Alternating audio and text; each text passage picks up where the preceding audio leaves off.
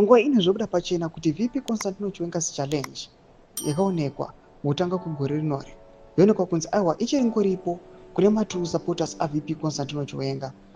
Vanhu variko vachiri kuona kuti nyika yakaora nezvigananda. Those people vari kuonekwa kunzi they are the only ones who are benefiting, and those people vari kuonekwa kunzi hapana kana tax vanobhadhara, kungogena maprofits nekungoeina nekurova pasi nemari. Ndisanapinda mashoko anobuda panguva ino vanhu vachiyeuchidzwa kunzi you must remember VP Constantino Chiwenga's words akataura panguva ino yatoona kuti ndo akazoita to the rise evanhu vakaita sana Bob Shogeza. Ndobva subscribe or like on the bell icon. Tipinda pana of the news zokusangurira chiti Chiwenga's challenge, direct attacks, strategic alliances and growing tensions.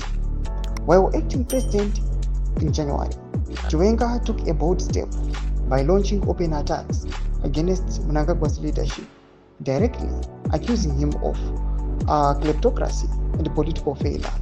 He rallied the war veterans, many of whom are loyal to him, using them as a vanguard for political confrontation. Allies like Andreas Matibela, the Blessed Geza, publicly supported Chiwenga's call for change. Although his plan has since stalled, it intensified the internal ZANU-PF succession battle and revealed deeper fractures within the party hierarchy.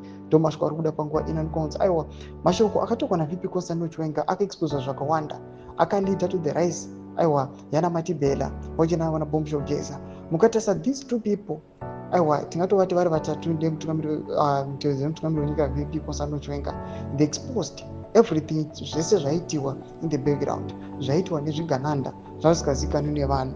Those people vamakaona kumabarracks vakaita sana Pamuchinguri vaita kuti they are earning vari kureceive salary almost $35,000 a month. Izvo zvazvisingazivikanwi nevanhu, but panguva ino tiona kuti after VP Constantino Chiwenga vaexpose vakati hatichadi zvigananda, zvikalead the rise yana Matibela pamwe chete nana Bob Shogeza, ndo zvakaita kuti nyika yese yeZimbabwe aiwa ibvise murima ipinde muchayeza ione kuti aiwa panguva inoi tiri kunyatsokurwa pasi petsoka. PANECHAMISA section yedu dzemafuro enyu kuti kudi pamusoro pechiitiko ichi.